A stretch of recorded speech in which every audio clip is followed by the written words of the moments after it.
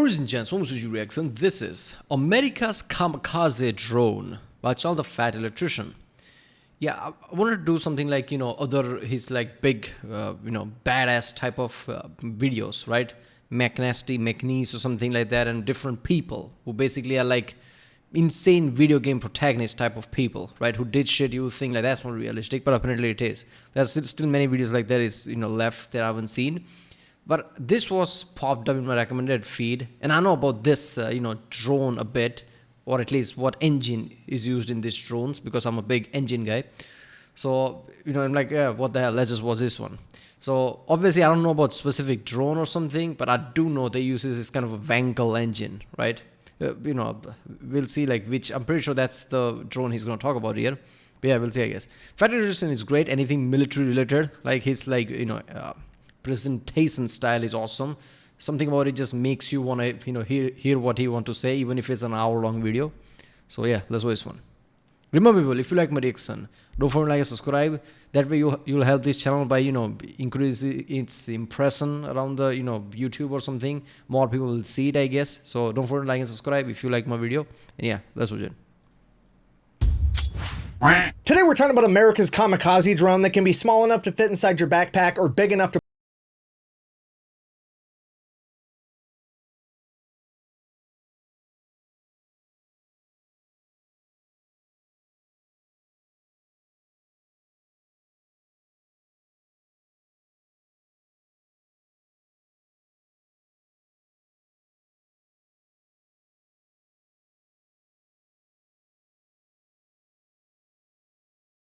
identifying what the kids are into and somehow turning it into a weapon. During World War II, kids were into playing baseball. Guess what? We've got baseball grenades. During the Cold War, kids were into football. Now we've got anti-tank Nerf football grenades.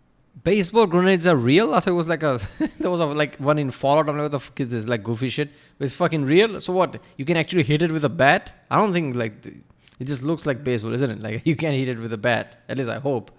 Even if you can, like who has the balls to do that? What if you explode as soon as you hit it? I don't know. Grenades. And now that kids are into video games, he's found a way to weaponize that too. Let me back up a bit. Anti-tank Nerf football grenades. And now that kids are into video games, he's found a way to weaponize that too. And hear me out when I say this, unlike those other ones, I think Uncle Sam has been planning this one for a very long time. You see, the earliest version of the Switchblade came out in 2011, and by sheer coincidence, 6 months later, when the newest iteration of the Call of Duty video game franchise came out, Call of Duty Black Ops 2, they introduced a new weapon system called the Hunter-Killer Drone, which is almost fucking exactly the same thing as the Switchblade. Now, am I implying that Uncle Sam would divulge his plans for the future of warfare to a video game development company a decade ahead of time, just so that the warfighters of the future could potentially log hundreds or thousands of simulated flight hours on the weapons of the future? No, and it's definitely not going to get more weird when I tell you that they also added it to the Call of Duty mobile game so that you could get used to flying a drone from a small tablet like this, or not like that one, not like that one at all. I mean, come on guys, it wouldn't even make financial. I guess I can see that, but it's really hard. Like most games are not simulation games. So how much can you really train? But then again, it's like better than nothing type of thing. I can see that happening. It's like there's games already out there. It's not going to be completely real or how it feels to fly an actual drone, but you get some feeling out of it, and from there you can do something. I don't know. I feel like they just like the concept of it, or maybe I feel like that's, as far as I know, especially with how military things go, especially with the R&D of it. I feel like it's just a coincidence that Call of Duty also has that. I bet they thought of that much before, like decades before, and it was just like blueprint there and just like, fuck it, let's just do it or something. And it kind of makes sense when you think about it, like why not? Like with human, there's like an ethical issue with that, but just, fighterless, drone, why the fuck not? Sense, because all the trainees would be doing it for free and they'd be providing their own training materials because they would pay for the video game and the gaming console. Wait.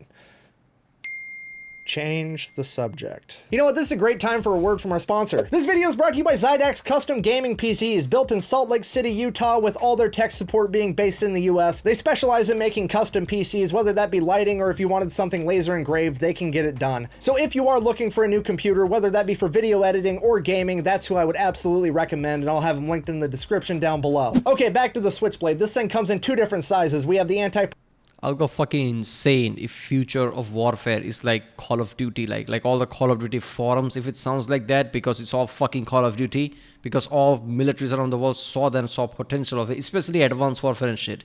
If future weapons start to look like that, I'm gonna go insane. That's way too much power for Call of Duty right there. I wouldn't put that past anyone, I guess.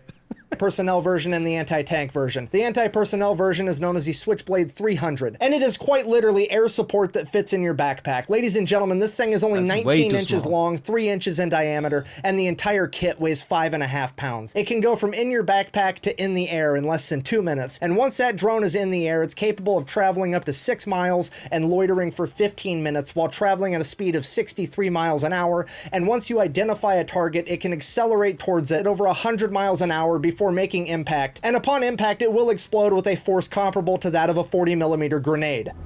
3, 2, 1, impact. Impact.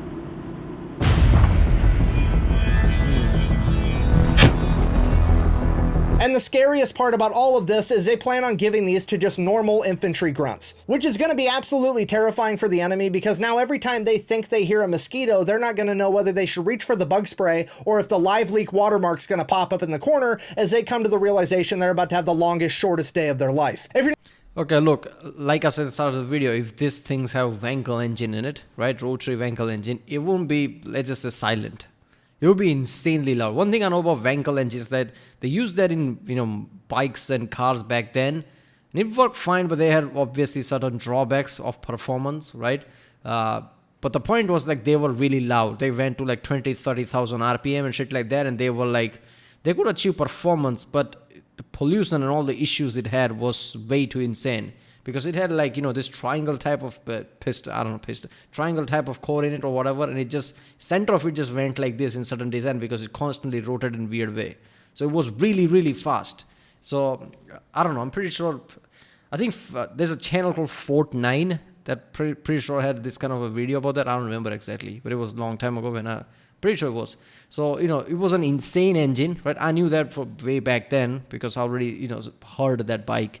So it was insanely loud. But then I watched that on Fort 9 video, like, yeah, it makes sense. The Wankel engine is just insane. I'm pretty sure these drones have that because it's just efficient in that way. And, pollution, all that crap doesn't affect drones. They're literal killing machines. You're not picking up what I'm putting down. I'm trying to tell you that the enemy's going to be awfully disappointed when they find out that you're not excited to see them and that actually is a cruise missile in your pocket. These things are going to be way too expensive and they're never actually just going to give them to all the infantry grunts.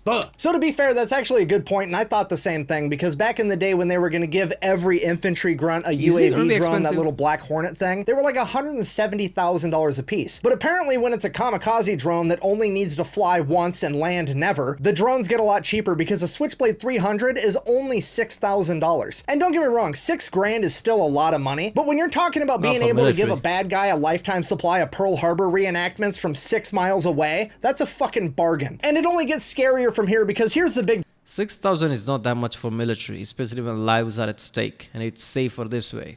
So $6,000 makes it really cheap. And then, like, in the end, it just have like a grenade launcher ammo and basically a simple GPS type of system to track it or something, right? When you really think about it, it's not going to be that costly. And especially like if you want to make it cheaper, you can, because you're going to mass product it for, military, I guess. 6,000 is cheap.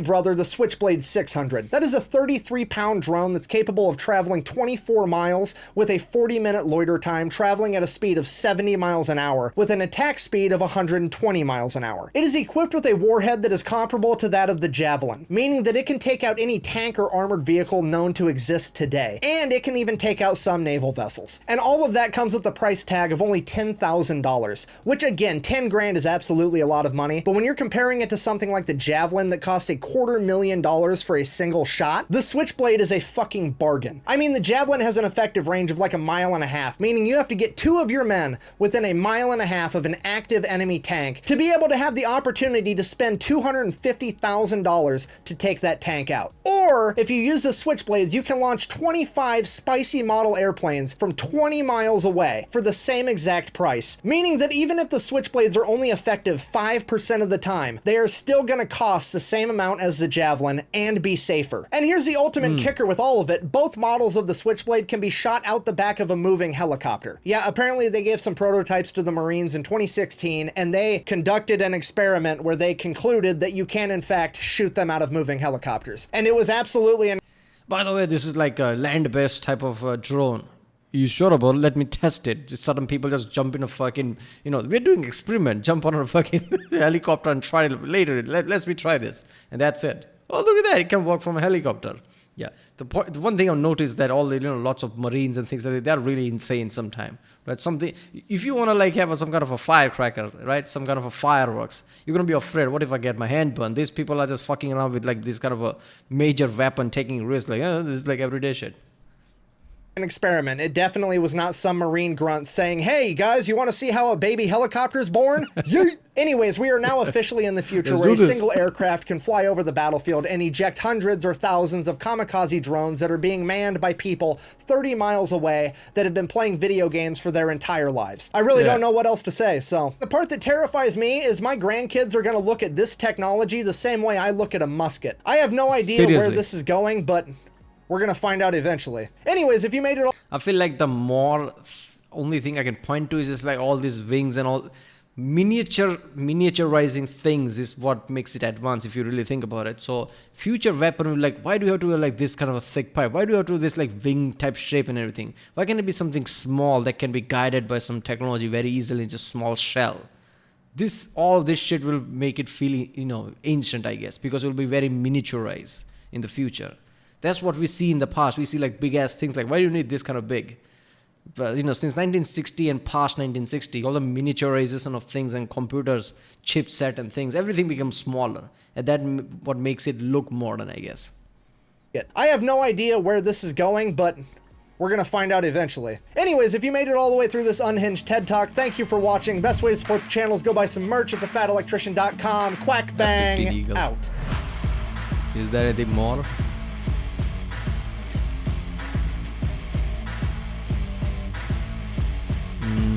No. There you go. So is this already out or is this like in plans? Because if this is out, I'm guessing they might be supplying this to Ukraine or something. They're already using it but not telling anybody. Because it kind of makes sense if they're doing that. This is really insane. Especially like 6,000, 10,000, this is like commercial value.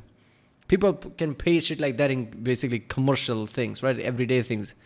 For military, that's way too cheap. And especially lives are at stake. And especially the 10,000 one. That can take out like any naval things, tanks. These are big threat things. For, to take out something like strategically important things for just $10,000 a drone. That's insanely cheap. Yeah. First of all, I'm surprised that anybody who's making this made it for cheap. Because I bet most of the things that they sell, all these companies, are overpricing it, knowing that this is coming from people's fund, taxes. People rip off government a lot of times because no one person is paying it. It's like 300 or 400 million people are paying it for it. So that's why I think the most things that's supposed to be cheap are not. People who are supposed to regulating it, senators and things, they don't care that much, especially with the lobbying and shit. I'm surprised they got, if it can be for 10,000, I think it can be like 7 or 8,000. It's just like they just increased that. But I would have thought they would go at all the way to 20 or 50,000, just like how pharma do it, right? Even after all the R&D and shit, something that should cost like $50, sometimes they ask like $200 or $300 for it. Because they know people will pay for it. Apple is doing the same thing now with the phones and shit, especially pro versions, $1,200 or whatever that is. Like that should be like $700. They would make still insane amount of money, but no, they know people pay for it. So like $1,000, $1,200, whatever.